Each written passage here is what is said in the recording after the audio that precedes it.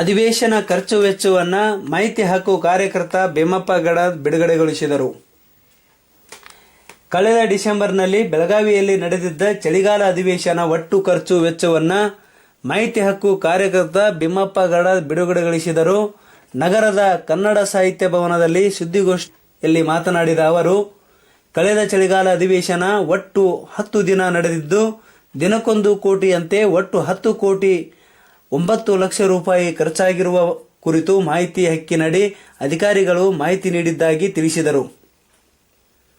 ಇದರಲ್ಲಿ ಪ್ರಮುಖವಾಗಿ ಶಾಸಕರು ಹಾಗೂ ಅಧಿಕಾರಿಗಳು ಭತ್ಯೆಯೇ ಸುಮಾರು 213 ಲಕ್ಷ ಹಾಗೂ ಅವರ ವಸತಿ ಊಟೋಪಚಾರಕ್ಕೆ 276 ಲಕ್ಷ, ಪೊಲೀಸರ ಊಟಕ್ಕೆ 75 ಲಕ್ಷ, ಪೆಂಡಾಲಿಗೆ 70 ಲಕ್ಷ, ಒಟ್ಟು ಹೀಗೆ 10 ಕೋಟಿ ಖರ್ಚಾಗಿದೆ ಎಂದರು. 2012ರ ಚಳಿಗಾಲದ ಅಧಿವೇಶನಕ್ಕೆ 14 ಕೋಟಿಯನ್ನು ಸರ್ಕಾರ ಖರ್ಚು ಮಾಡಿತ್ತು. ಇದಕ್ಕೆ ಸಾಕಷ್ಟು ಟೀಕೆ ಕೂಡ ವ್ಯಕ್ತವಾಗಿತ್ತು. ಈ ಹಿನ್ನೆಲೆಯಲ್ಲಿ ಎಚ್ಚೆತ್ತ ಸರ್ಕಾರ ಈ ಬಾರಿ 4 ಕೋಟಿ ಖರ್ಚು ಕಡಿಮೆ ಮಾಡಿದ್ದು ಸ್ವಾಗತಾರ್ಹ ಎಂದರು.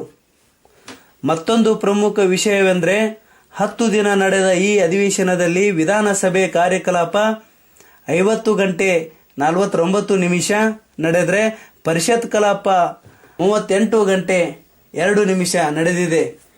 ಕಲಾಪ ನಡೆದ ಅವಧಿ ಲೆಕ್ಕ ಹಾಕಿದ್ರೆ ಪ್ರತಿ ಗಂಟೆಗೆ 20 ಲಕ್ಷ ಖರ್ಚಾಗಿದ್ದು ಕಂಡು ಬಂದಿದೆ ಎಂದರು. 2014ರ ನವೆಂಬರ್ ತಿಂಗಳಲ್ಲಿ ಬೆಳಗಾವಿಯಲ್ಲಿ ನಡೆದಂತಹ 10 ದಿವಸಗಳ ಕಾಲ ಚಳಿಗಾಲ ಅಧಿವೇಶನದ ಖರ್ಚು ವೆಚ್ಚಗಳ ಮಾಹಿತಿಯನ್ನು ಎಲ್ಲ ತೆಗೆದುಕೊಂಡಿದ್ದೀವಿ. 10 ದಿವಸಗಳ ಕಾಲ ನಡೆದಂಥ ಒಂದು ಚಳಿಗಾಲದ ಅಧಿವೇಶನಕ್ಕೆ 10 ಕೋಟಿ 9 ಲಕ್ಷ ರೂಪಾಯಿ ಹಣ ಖರ್ಚಾಗಿದೆ ಅಂಥೇಳಿ ಅಧಿಕಾರಿಗಳು ನೀಡಿದ ಮಾಹಿತಿಯಿಂದ ಕಂಡು ಬಂದಿದೆ. ಇಲ್ಲಿ ಒಂದು ಏನು ಹೇಳಿ ಬಯಸ್ತಾ ಇದ್ದೇನೆಂದ್ರೆ, ಈ ಮಾಹಿತಿ ಹಕ್ಕು ಕಾನೂನಿನಿಂದ ಪ್ರತಿ ಸಲದ ಅಧಿವೇಶನದ ಖರ್ಚು ವೆಚ್ಚಗಳನ್ನು ಏನು ಮಾಧ್ಯಮಗಳ ಮುಖಾಂತರ ಪತ್ರಿಕೆಯಲ್ಲಿ ಹಾಕ್ತಾ ಇದ್ದೀವಿ. ಅದರಿಂದ ಅಧಿಕಾರಿಗಳು ಸ್ವಲ್ಪ ಹುಷಾರಾಗಿ ಈ ಸರ್ತಿ ಖರ್ಚು ಕಡಿಮೆ ಮಾಡಿದ್ದಾರೆ. ಒಂದೇನಾಗಿದೆ ಅಂದ್ರೆ, ಇಷ್ಟೇ ದಿವಸಗಳ ಕಾಲ 2013ರಲ್ಲಿ ಅಧಿವೇಶನ ನಡೆದಿತ್ತು. 10 ದಿವಸಗಳ ಕಾಲ ಬೆಳಗಾವಿಯಲ್ಲಿ ನಡೆದಂಥ ಅಧಿವೇಶನಕ್ಕೆ 14 ಕೋಟಿ 40 ಲಕ್ಷ ರೂಪಾಯಿ ಹಣ ಖರ್ಚಾಗಿತ್ತು. ಇವತ್ತು ಅಷ್ಟೇ ದಿವಸ ನಡೆದಂಥ ಅಧಿವೇಶನಕ್ಕೆ 10 ಕೋಟಿ 9 ಲಕ್ಷ ರೂಪಾಯಿ ಖರ್ಚಾಗಿದೆ. ಇಲ್ಲಿ ಮತ್ತೊಂದು ವಿಷಯ ಅಂದರೆ, ಮಧ್ಯಾಹ್ನದ ಊಟಕ್ಕೆ ಅವಾಗ 2 ಕೋಟಿ ರೂಪಾಯಿ ಖರ್ಚಾಗಿತ್ತು. 2013ರಲ್ಲಿ ನಡೆದಂಥ ಅಧಿವೇಶನದಲ್ಲಿ ಮಧ್ಯಾಹ್ನ ಊಟಕ್ಕೆ 2 ಕೋಟಿ ಖರ್ಚಾಗಿತ್ತು. ಈ 14ರಲ್ಲಿ ನಡೆದಂಥ ಅಧಿವೇಶನದ ಮಧ್ಯಾಹ್ನ ಊಟಕ್ಕೆ ಕೇವಲ 40 ಲಕ್ಷ ರೂಪಾಯಿ ಖರ್ಚಾಗಿದೆ. ಅದರಂತೆ ಪೊಲೀಸರ ಊಟಕ್ಕೆ ಅವಾಗ 1 ಕೋಟಿ ರೂಪಾಯಿ ಖರ್ಚಾಗಿತ್ತು. ಈಗ ಕೇವಲ 75 ಲಕ್ಷ ರೂಪಾಯಿ ಆಗಿದೆ. ಇಲ್ಲಿ ಒಂದು ಗಮನಿಸಬೇಕಾದ ಸಂಗತಿಪ್ಪ ಅಂದ್ರೆ, ಈ ಉತ್ತರ ಕರ್ನಾಟಕ ಭಾಗದ ಅಭಿವೃದ್ಧಿ ಸಲುವಾಗಿ 2 ದಿವಸಗಳನ್ನ ಮೀಸಲಿಟ್ಟು ಈ ಬೆಳಗಾವಿಯಲ್ಲಿ ನಡೆಸಿದಂಥ ಅಧಿವೇಶನದ ಅವಧಿ, ಈ ಅಧಿವೇಶನ ಕಲಾಪ ನಡೆದ ಅವಧಿ ಕೇವಲ 10 ದಿವಸ ನಡೆದರೂ ಅಧಿವೇಶನ ಕಲಾಪ ನಡೆದು ಮಾತ್ರ 50 ಗಂಟೆ 49 ನಿಮಿಷ. ಅದರಂತೆ ವಿಧಾನ ಪರಿಷತ್ ಕಲಾಪ ನಡೆದು ಕೇವಲ 38 ಗಂಟೆ 3 ನಿಮಿಷಗಳ ಮಾತ್ರ. ಈ ಅಧಿವೇಶನದ ಒಂದು ನಡೆದಂಥ ಸಮಯವನ್ನು ನಾವು ಲೆಕ್ಕ ಹಾಕಿ ನೋಡಿದಾಗ ಒಂದು ತಾಸಿಗೆ 20 ಲಕ್ಷ ರೂಪಾಯಿ ಹಣ ಖರ್ಚಾಗಿದೆ ಅಧಿವೇಶನಕ್ಕೆ. 10 ದಿವಸ ನಡೆದರೂ ಸಹಿತ 50 ತಾಸು ಮಾತ್ರ ನಡೆದಿದೆ. ಈ ಹಣ ಖರ್ಚಾದ್ರೆ 20 ಲಕ್ಷ ರೂಪಾಯಿ ಖರ್ಚಾಗಿದೆ. ನಂದೊಂದು ಏನು ಪ್ರಶ್ನೆ ಅಂದ್ರೆ, ಒಂದು ತಾಸಿಗೆ 20 ಲಕ್ಷ ರೂಪಾಯಿ ಹಣವನ್ನು ಖರ್ಚು ಮಾಡಿ ಉತ್ತರ ಕರ್ನಾಟಕ ಭಾಗದ ಅಭಿವೃದ್ಧಿ ಸಲುವಾಗಿ ಏನು ಅಧಿವೇಶನ ನಡೆಸಿದ್ರು, ಈ ಭಾಗದ ಶಾಸಕರು ಯಾರು ಒಂದೆಡೆ ಸೇರಿ ಉತ್ತರ ಕರ್ನಾಟಕ ಭಾಗದ ಬಗ್ಗೆ ಚರ್ಚೆ ಮಾಡದೇ ಇರೋದು ಈ ಭಾಗದ ಜನರಲ್ಲಿ ನೋವು ಉಂಟಾಗಿದೆ. ಅದಲ್ಲದೆ ಇಂಥ ಶಾಸಕರಿಂದ ಉತ್ತರ ಕರ್ನಾಟಕದ ಅಭಿವೃದ್ಧಿ ಸಾಧ್ಯವೇ ಅಂತ ಹೇಳಿ ಕೇಳಿಕ್ಕೆ ಬಯಸ್ತಾ ಇದ್ದೀನಿ.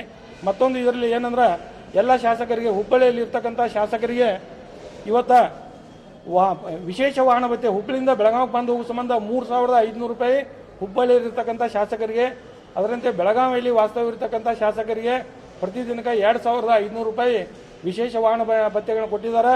ಇಲ್ಲಿ ನಮ್ಮ ಬೆಳಗಾವಿ ಜಿಲ್ಲೆಯ ಒಂದು ಉದಾಹರಣೆಗೆ ಹೇಳಿ ಬಯಸ್ತಾ ಇದ್ದೀನಿ. ಇಲ್ಲಿ ಎಲ್ಲ ನಮ್ಮ ಸಾಕಷ್ಟು ಜನ ಶಾಸಕರು ಸ್ಥಿತಿವಂತರಿದ್ದರೂ ಸಹಿತವಾಗಿ ಅವರು ಕೂಡ ಪ್ರತಿದಿನ 2,500 ವಾಹನ ಭತ್ಯೆಗಳನ್ನು ಪಡ್ಕೊಂಡದ್ದು ಭಾಳ ವಿಶೇಷ. ಅಂದ್ರೆ ಸಾರ್ವಜನಿಕರ ದುಡ್ಡನ್ನು ಯಾರೂ ಬಿಡುದಿಲ್ಲ ಅನ್ನೋಕೆ ಇದೊಂದು ನಿದರ್ಶನ ಅಂತ ಹೇಳಿ ಬಯಸ್ತಾ ಇದ್ದೀನಿ. ಆದರೆ ನಾನು ಈ ಇಷ್ಟೊಂದು ಅಧಿವೇಶನದ ವೆಚ್ಚ ಕಡಿಮೆ ಆಗಲಿಕ್ಕೆ ಮಾನ್ಯ ಜಿಲ್ಲಾಡಳಿತ ಒಂದು ಬಿಗಿ ಹಣಕಾಸಿನ ಒಂದು ಭಾಳ ರಿಕ್ ಹಿಡಿದಿತ್ತು. ಆದ್ದರಿಂದ ಈ 4 ಕೋಟಿ ರೂಪಾಯಿ ಉಳಿಸಿದ್ದಕ್ಕೆ ಜಿಲ್ಲಾಡಳಿತಕ್ಕೆ ನಾನು ವಿಶೇಷವಾಗಿ ಅಭಿನಂದಿಸ್ತಾ ಇದ್ದೀನಿ.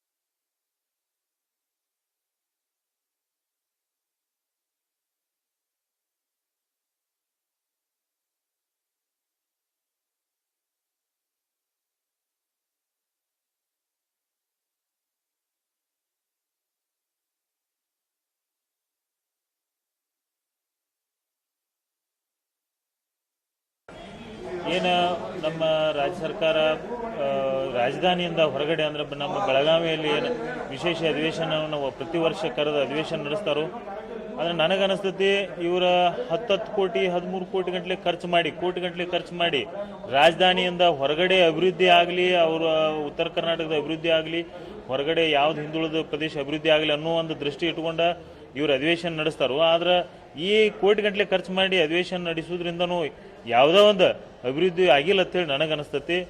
ಇದು ಅಭಿವೃದ್ಧಿ ಬಗ್ಗೆ ಚರ್ಚೆ ಮಾಡೋದಾತಂದ್ರೆ ಉತ್ತರ ಕರ್ನಾಟಕದಾಗ ಅಧಿವೇಶನ ನಡೆಸಲಿ, ಇರಲಿಲ್ಲ ಅಂದ್ರೆ ಸುಮ್ಮನೆ ಕೋಟಿ ಗಂಟಲೆ ಪೋಲ್ ಮಾಡೋದ್ರಾಗ ಏನು ಅರ್ಥ ಇಲ್ಲ.